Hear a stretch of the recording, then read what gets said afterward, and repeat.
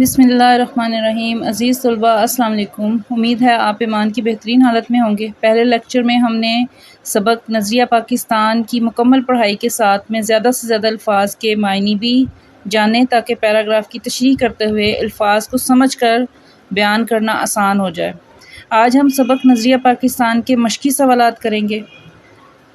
اس میں ہمارے پاس پہلا سوال مشق میں مختصر سوالات کا ہے، جس میں کچھ سوالات دیے گئے ہیں۔ مسلمانوں کو اپنے دینی معاملات میں اپنی آزادی کب ختم ہوتی نظر آئی؟ سلطان ٹیپو اپنی جدوجہد میں کیوں کامیاب نہ ہو سکا؟ تحریک خلافت کیوں شروع کی گئی؟ علامہ اقبال نے مسلمانوں کے لیے الگ وطن کا مطالبہ کب اور کہاں کیا؟ اس کے علاوہ سوالات ہیں، اہل مغرب نے قومیت کی بنیاد کس پر رکھی ہے؟ مسلمانوں کی قومیت کی بنیاد کیا ہے؟ نظریہ پاکستان کا مقصد کیا ہے؟ شدی اور سنگٹھن کی تحریکوں کے مقاصد کیا ہیں؟ اس کے علاوہ ایک کوسچن ہے ہمارے پاس یہاں پہ، سبق کا خلاصہ اپنے الفاظ میں لکھیں۔ آئیں ان کو پڑھتے ہیں اور ان کی سوالات حل کرتے ہیں۔ سبق کا پہلا سوال، مسلمانوں کا مذہبی معاملات میں آزادی کا ختم ہونا۔ اس کی شہ سرخی ہم نے بنائی ہے، مسلمانوں کا دینی معاملات میں آزادی کا ختم ہونا۔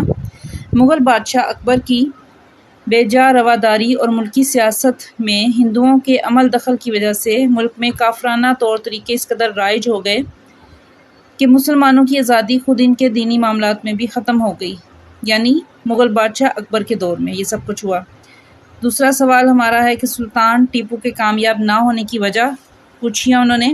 سلطان ٹیپو میسور کا حکمران تھا، اس نے ہندوؤں اور انگریزوں کا ڈٹ کر مقابلہ کیا۔ اس نے اس سلسلے میں افغانستان، ترکی اور پھر فرانس کو بھی اپنے ساتھ شامل کرنے کی کوشش کی، لیکن ملک کے دوسرے سرداروں نے ساتھ نہیں دیا۔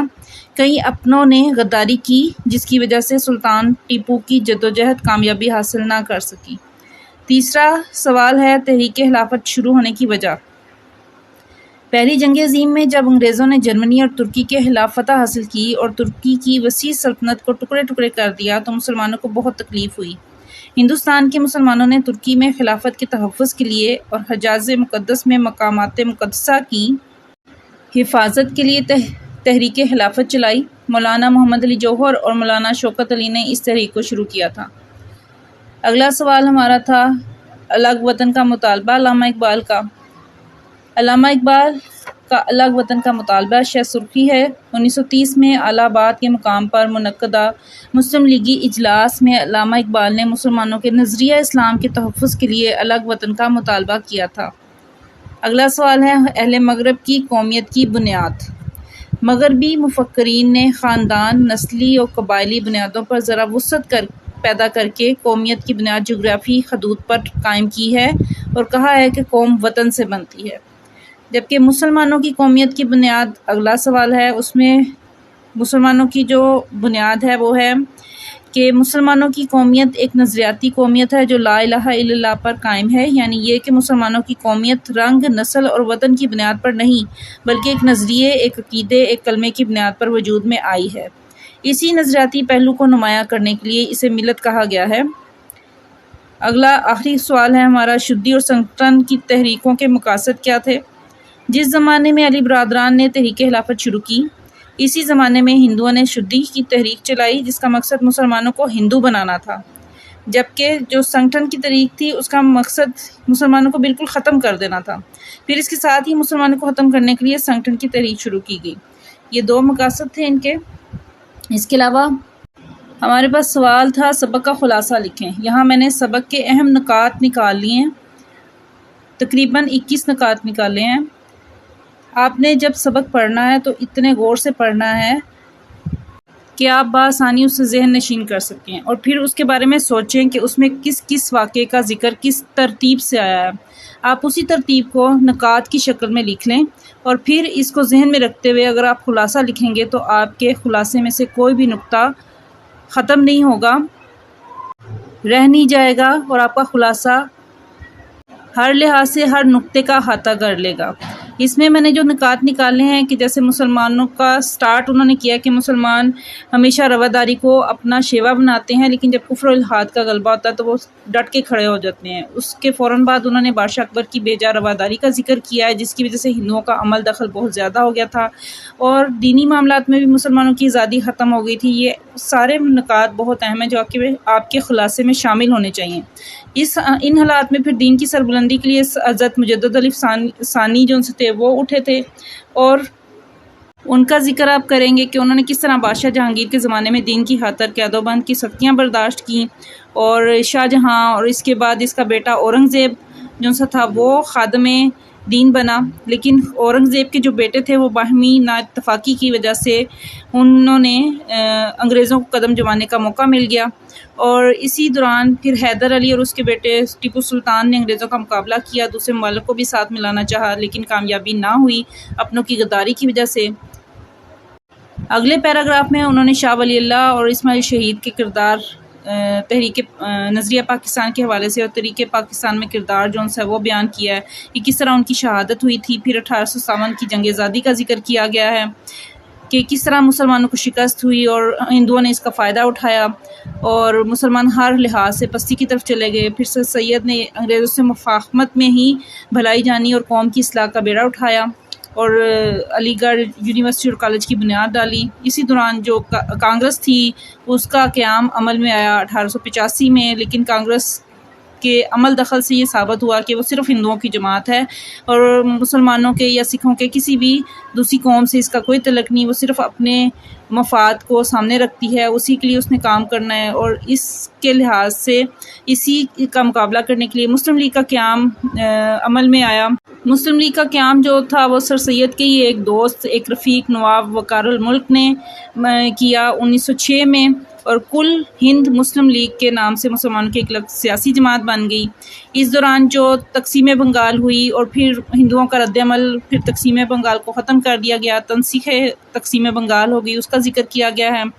یہ معاملات سارے یہ ثابت کرتے تھے کہ ہندو اور مسلم دو الگ الگ قومیں ہیں۔ پہلی جنگ عظیم اسی دوران شروع ہو گئی اور جرمنی کے خلاف انگریزوں کی جو لڑائی تھی اس میں انگریزوں نے فتح حاصل کی، اور ترکی نے چونکہ جرمنی کا ساتھ دیا تھا اس لیے برصغیر کے مسلمانوں نے بھی ترکی کے حکومت کا ساتھ دیا، کیونکہ ترکی کی خلافت کی وہ ترکی کے حجاز مقدس اور وہ سارے مقامات پہ جو ان کا کردار تھا اس کے لحاظ سے وہ ان کی بہت عزت کرتے تھے۔ لیکن جب انگریزوں نے فتح حاصل کر لی تو انہوں نے ترکی کو ٹکڑے ٹکڑے کر دیا۔ اس دوران علی برادران نے تحریک خلافت چلائی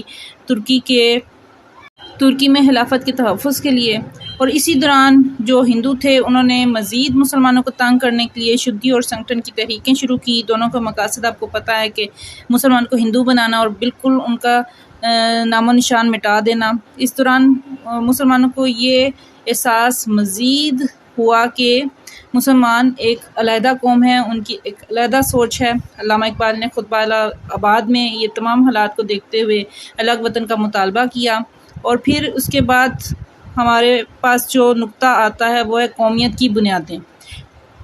قومیت کی جو بنیادیں ہیں وہ مغربی اور ملت اسلامیہ کی دو طرح کی ہے۔ مغربی مفکرین کا نسل اور زمین کے خطوں کے لحاظ سے ہے، جبکہ ملت اسلامیہ کا لا الہ الا اللہ پر ہے۔ اس کا کمپیریزن تھوڑا سا بیان کریں گے، اور پھر قائد اعظم کی پرخلوص قیادت میں جو پاکستان کا حصول تھا وہ ممکن ہوا، اس کا تھوڑا سا ذکر ہے۔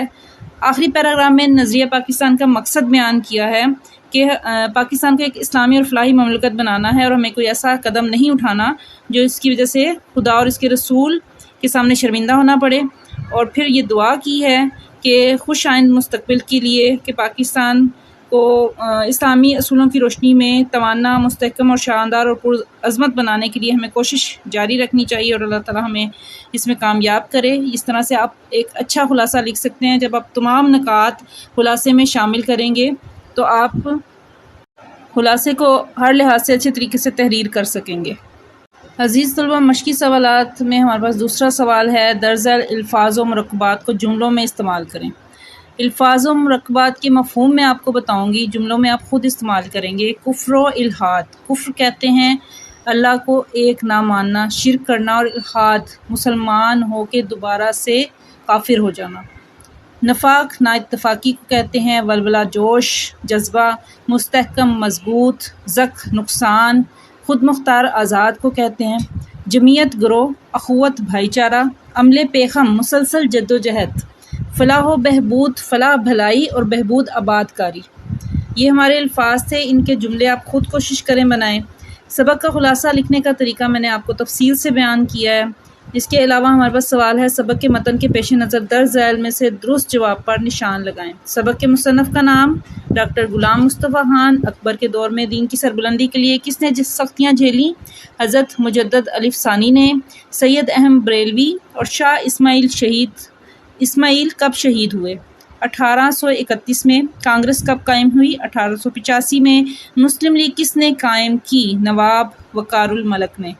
مصنف نے دنیا میں قومیت کی تشکیل کی کتنی بنیادیں بتائی ہیں؟ 2 بنیادیں بتائی ہیں۔ ہمارے پاس 5واں سوال ہے، سبق کے متن کو ذہن میں رکھ کر درست اور غلط پر نشان لگائیں۔ مسلمان کفر و الحاد کا غلبہ ہوتے دیکھ کر اٹھ کھڑے ہوتے ہیں، یہ درست ہے۔ شاہ اسماعیل سید احمد بریلوی کے مرشد تھے، غلط ہے۔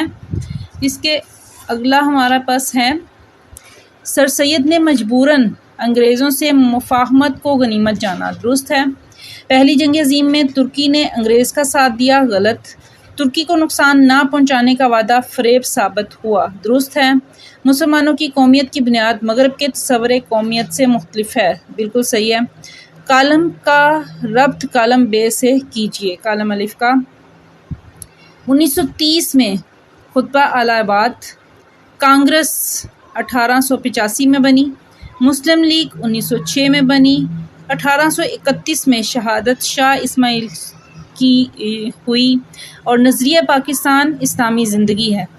اب اس میں سبق میں انہوں نے کہا ہے کہ کسی ایک شخصیت کے بارے میں آپ لکھیں۔ آپ سر سید احمد خان کے بارے میں لکھ سکتے ہیں، آپ علی برادران کے بارے میں بھی لکھ سکتے ہیں کہ ان کے کیا کردار رہے نظریہ پاکستان میں اور تحریک پاکستان میں۔ عزیز طلبہ، ہمارا دوسرا سبق ڈاکٹر غلام مصطفیٰ خان کا لکھا ہوا مضمون نظریہ پاکستان مکمل ہوا۔ امید ہے آپ نے لیکچر دھیان سے سنا ہوگا اور سمجھا ہوگا۔ نئے لیکچر کے ساتھ دوبارہ پھر ملاقات ہوگی۔ اللہ ہم سب کا حامی و ناصر ہو۔